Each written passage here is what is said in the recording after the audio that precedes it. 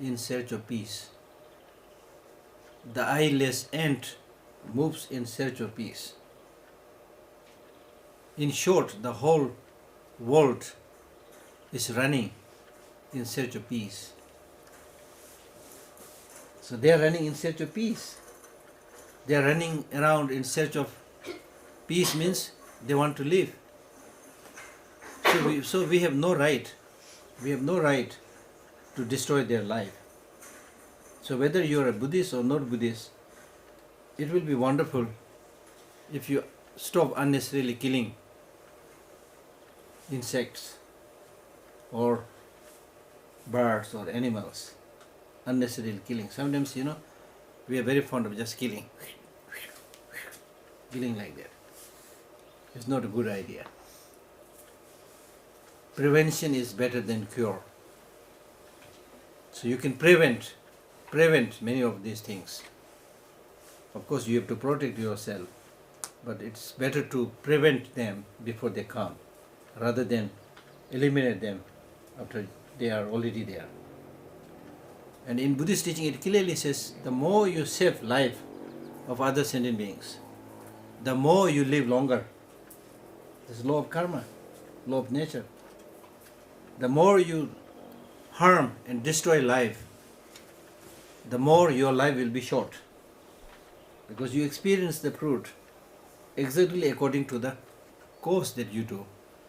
Okay. For example, in this life, I'm not going to elaborate, but if you read about these 10 virtuous practices and non-virtuous practices in Buddhism, it clearly says, for example, in this life also, for example, say in a marriage, there are people who get divorced several times, or who have husband and wife who they can't trust. According to Buddhist teaching, they say that this is because in the past lives also you did the same thing. So as a result, you get the same thing. Or in the past life, you are very fond of telling lies and cheating people.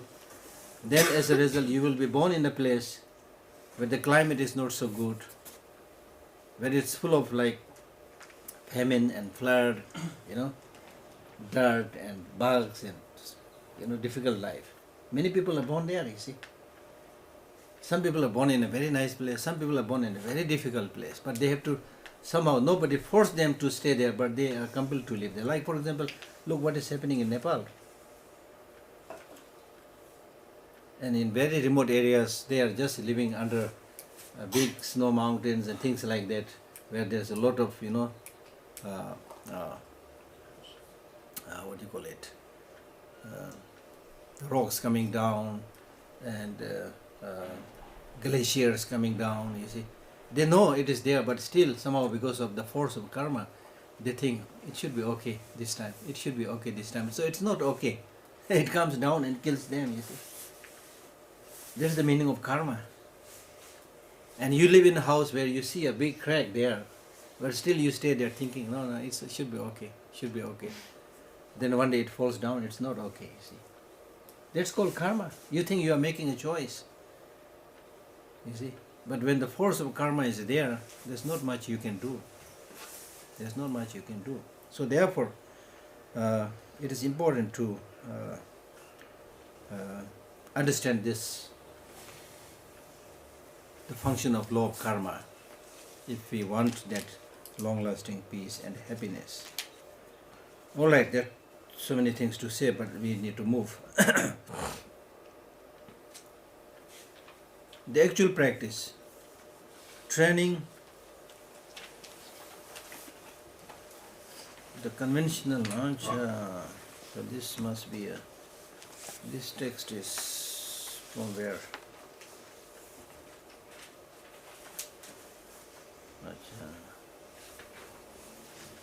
Okay.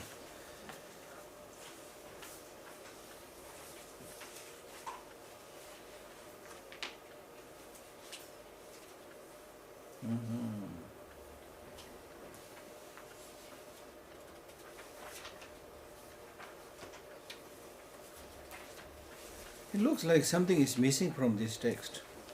Do you have this part also? This image? You have this? Yes. Yeah.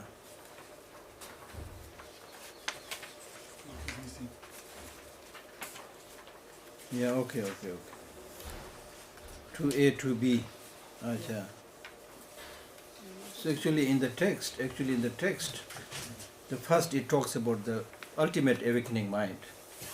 Not the, I mean there are different ways. Sometimes they talk about the conventional awakening mind first. But in this particular text that I'm using, it talks about the training in the ultimate awakening mind first. So you can start it first. Yeah, I can start from there, yeah. So which is the last page then? There, okay. So with regard to, so now we are talking about, out of the 7 point, we are talking about the second point, which is training in the two minds as the actual practice. Okay, the actual practice of training in the cultivation of the two minds.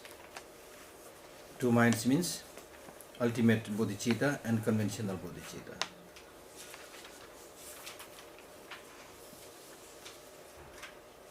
So in the case of cultivation of these two minds in the continuum of one person,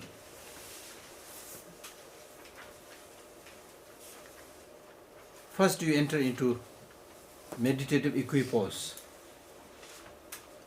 Then you undertake the practice during the post-meditative period. So therefore, the ultimate bodhicitta is taught first. From the parlance that first you enter into meditation on emptiness. Okay.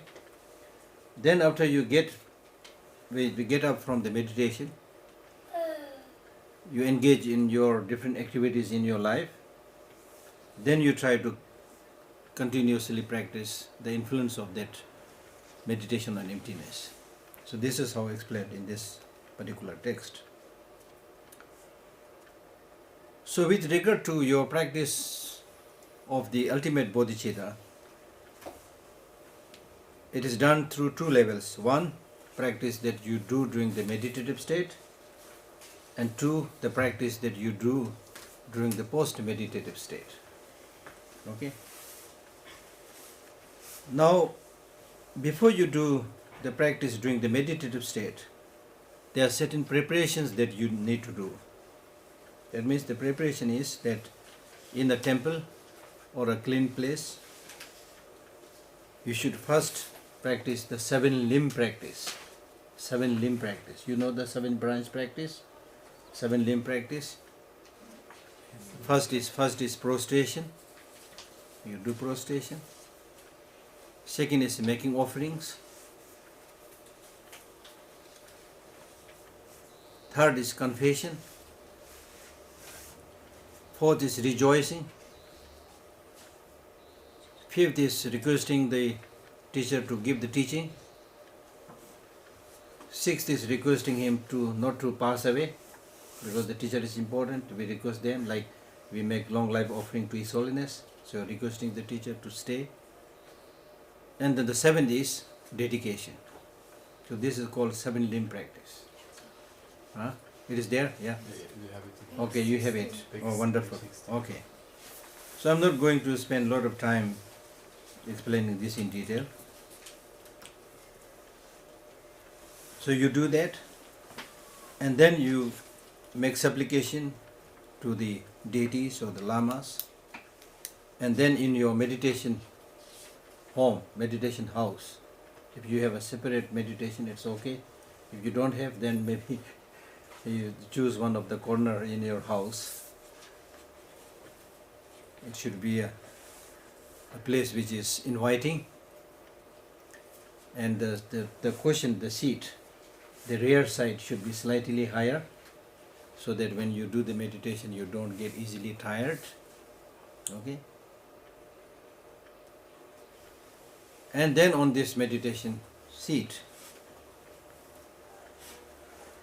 you observe certain posture. We call it 7 Vairochana posture. 7 Vairochana posture means that your head should be straight, your whole body should be straight, but not rigid, not uptight, not rigid, relaxed, but straight. Head should not be on this way or that way, or this way or that way. If your head is more on the right side, it is said to produce hatred, anger. If your head is more on the left side, it is said to induce attachment. If your head is more front, it will induce sleepiness. So normally when you sleep, you know this, you sleep like this. And if your head is too much back, it will induce arrogance, as I already explained. So therefore your head should not be on the four sides, but straight, but not rigid, as I said. Okay? And then your eyes should not be too widely open as if you are searching something, but also not completely closed. Normally when you do meditation, people normally close their eye. But because when you close eye, you feel that you can do your meditation easier, because your eyes don't see anything. So therefore the mind doesn't chase the object. So you feel it is good. But in the long run, probably it is not very good, because this meditation has to be done wherever you go. And you cannot go everywhere with closed eyes. In the market you go closed eye, then you will fall. You see? So your eye, even when your eye is slightly open, not trying to see things, but when it's open, but still you should have such a control of your mind that the mind does not chase the object that the eye sees. Because you don't want to see anything, therefore you close eye. Then that means you close everything. You close ear also, because sound also is distracting. Close your nose also. Clear? So even when your ear is open, eyes open, smelling, but still you make sure that the mind does not attracted to the objects within the purview of these senses. So that seems difficult, but when you get more trained, then you can do it. For example, sometimes when you're watching a very gripping movie, you're completely kind of mesmerized. Wow. Action movie or whatever, And then people go in front of you. You're actually looking, but you have no idea who went. You see? It can happen, you see. It can happen. When your mind is totally focused, you cannot be easily distracted. I have some Tibetan teachers. I know some Tibetan teachers who say that they lived. There's one particular teacher who is now no more, very famous teacher who passed just 1 or 2 years back. He said in the beginning, when he was much younger, he lived in Calcutta, which is a very noisy town, noisy city. But he said, for me it is good, because I do my work and then go back to my room and close the room, and I stay in peace. Nobody can disturb me, you see. So when you decide, when your mind decides to choose certain thing, you can remain focused there without much distractions. So that is what we need to achieve. Because you cannot close everything. You cannot stop the outside intrusion.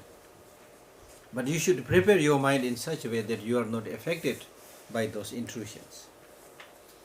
I remember very well when the cable television came to India. India is a very traditional society. And when the cable TV came, and suddenly in the family where there's so much tradition, you have on your television everything there, naked women singing, dancing, or whatever, Then many of these small conservative people, they got horrified. So what is this now? How can we stop this? We need to stop all this. So then a question was asked by somebody, I remember very well, a question was asked to his elders. What should we do with this kind of thing? Shall we stop those things? So they said, yes, you can stop these things, but that's not the solution. That's not the solution. The solution is that you should give proper education to the young people, even elderly people, what is really important in life. If you have that proper perspective, proper education, then outside distractions will not be able to hamper you. You see? So that's why we can see the more grown-up elderly people are not so distracted as young people, because they have some more experience and more sense of what life is and so forth. And young people do not have that, so therefore they easily get distracted. You see? So therefore this giving proper perspective and mental education is the key thing. Okay. So what I was saying was, okay, your head straight, shoulders also straight, not lopsided, and then your hand in this posture at the level of the navel. That will help you straighten your back a little bit, like this. And then your eye gazes a little bit downwards, as I said earlier, not trying to see anything but in a natural way. And then your tongue should touch the palate. That will help you not to get thirsty, and also it will help you not to have your saliva fall from your mouth. Okay. And then your feet should be in a cross-legged posture. And what else? I think that's all. Elbows. Huh? Elbows. Huh? Elbows to the side. Elbows, when we talk about the shoulder, I think it's taken care of. Yeah. So then, those of us who are not familiar with meditation, then we can start meditation watching on one's breath, as I briefly touched this morning. Just be aware of the breath, that it is going out, is coming in, going out, coming in, as many times as you feel comfortable. So that will calm your mind. That will calm your monkey mind. Because the mind is wild. It cannot stay calm even for a moment. How many things are coming in my mind? Once somebody came to me and said, Geshe, before I meditated, I was a nice person. After I meditated, I became a bad person. Then I said, how? Then he said, before I meditated, all these negative thinkings were not coming in my mind. After I meditated, so many negative and other thoughts are coming in my mind. But I said, no, this is not the case. These negative thinkings and other thoughts have been coming. But before you meditated, you have no idea. You never checked who is coming, who is going. You took it for granted. You took it for granted, thinking this is a natural process. Why should I care, you see? But now, because you have meditated, you have started seeing who is coming, who is going. That's a very good progress. You have started seeing who is coming, who is going. Just like you watch your house, who is coming, who is going.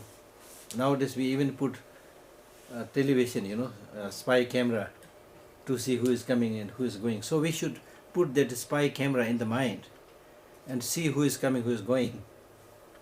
When the negative emotions are coming, there's a sorry, no room for you. That's what many of these Buddhist teachers, they say. That the time that you negative emotions have cheated me was the time of the past. Now I know who you are. Now I know who you are. Enough is enough. No room for me. Don't come. Get lost. You should be tough. Anger, jealousy, hatred. You have done a lot of destruction to me, to my family, to the country, to the whole world. Isn't this true? These negative emotions have done a lot of destruction. Isn't this true? So now you should say enough is enough. Gone are the days when I did not know you, that you are destructive, you destroyed me. Now I know who you are. So no room for me, in me. Don't come, get lost. That's called practice. When the positive emotions like love, compassion and bodhicitta, when you think about this, then I'm sorry, I did not recognize you. You are so useful, you are so precious. I never invited you. So please come in, please welcome. Sit in my mind, sit in my head. So that's called practice. The other day I said it's like election. So now I'm saying it's like a guest, the good like. So Buddhist practice is like making friendship. When you meet somebody for the first time, that person really looks nice, looks very lovely, very nice. But the more you spend time with that person, the more that person shows his or her ugliness. The more you will distance yourself from that person. Ah, this woman looks very nice, but she is very cunning. Oh, this man, he looks nice, but he is very cunning. So you distance yourself from that person. The more you know the ugliness. Similarly, the more you know the goodness of the person, the more you become closer and closer into your friend. So similarly, the more you know the ugliness of the destructive emotions, the more you should distance yourself from their influence. The more you know about the good qualities of these positive emotions, the more you make friendship with them, invite them. That is called Buddhist practice. Does it make sense? That's called Buddhist practice. It's not like praying somebody and will shower upon you blessing and boom, you enlightenment. That's not what is primarily taught in Buddhism. Okay. So therefore, here it says you make supplication to the lamas and the deities to give you inspiration. And then in your meditation sit on a comfortable seat in a cross-legged posture with the other physical postures that I've explained. And then you count 21 times your breath, going out, coming in, going out, coming in. So in one of these meditations that you do in the morning and in the evening, you can do that 21 times and see.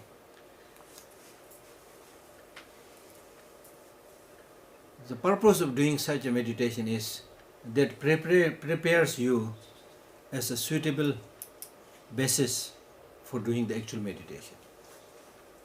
Because if you don't settle down the disturbing thought, the thought is everywhere.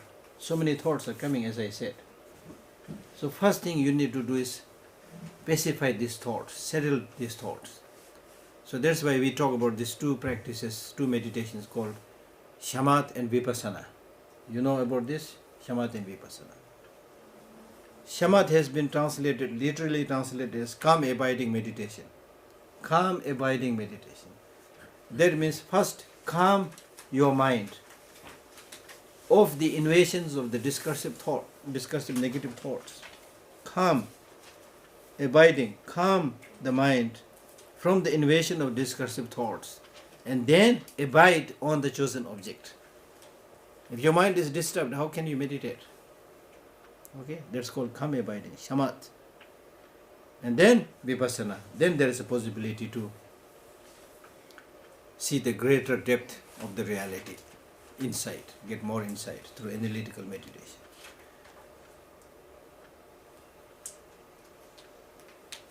So, by meditating on the breath, you prepare yourself as a suitable basis for concentration.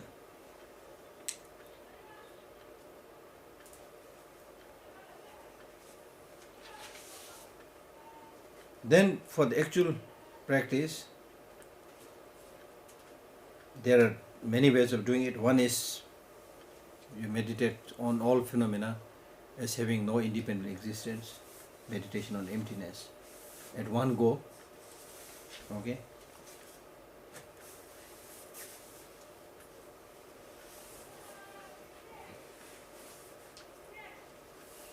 But if we do it one by one systematically, it will be more effective. So the text says, when stability has been attained, impart the secret teaching. That we already read, I think.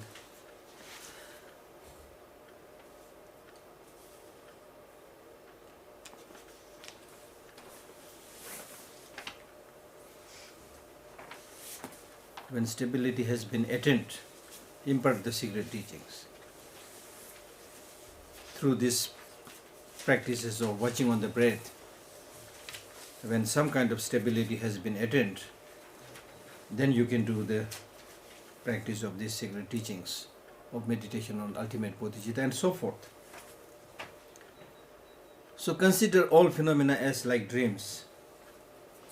So that means this is meditation primarily regarding the objects that the mind perceives.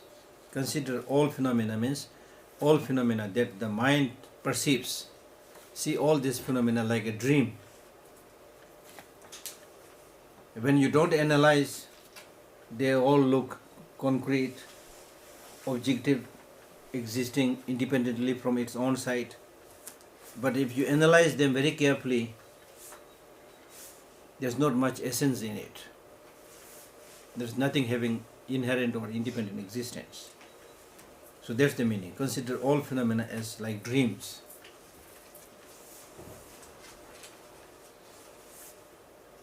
Whether it's the external environment or the sentient beings within that environment, they appear to us because of our mistaken state of mind.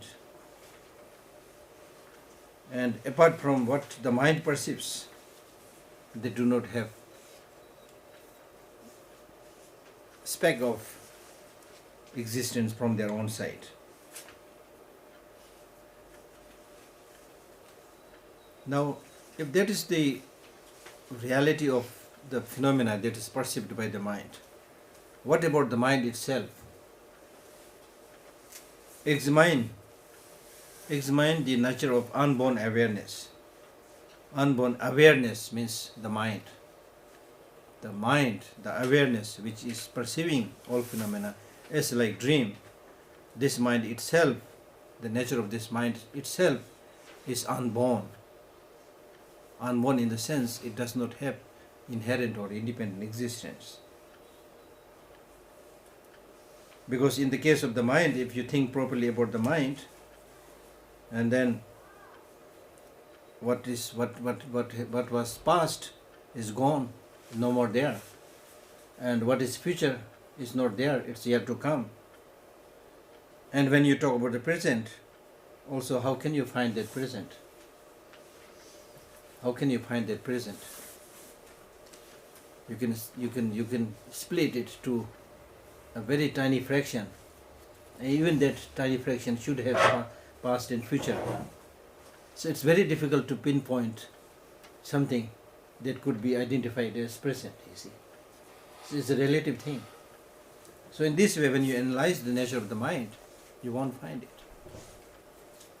A mind having inherent or independent existence from its side. And not only that, when you talk about the mind, it does not have a color. It's non-physical, it's shapeless. And you cannot say that this mind is really abiding in this part of the body. So in this way, when you analyze, it's difficult to identify it. It does not have a primordial existence.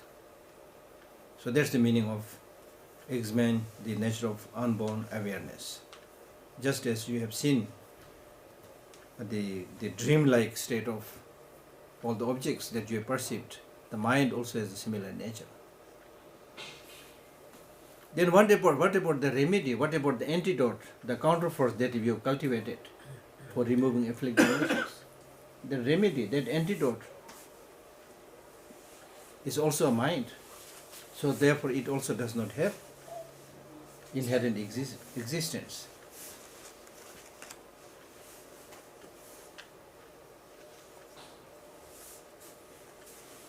The remedy itself is released in its own place, means in its own place if you analyze what's the nature of the remedy, what is the nature of the counterforce,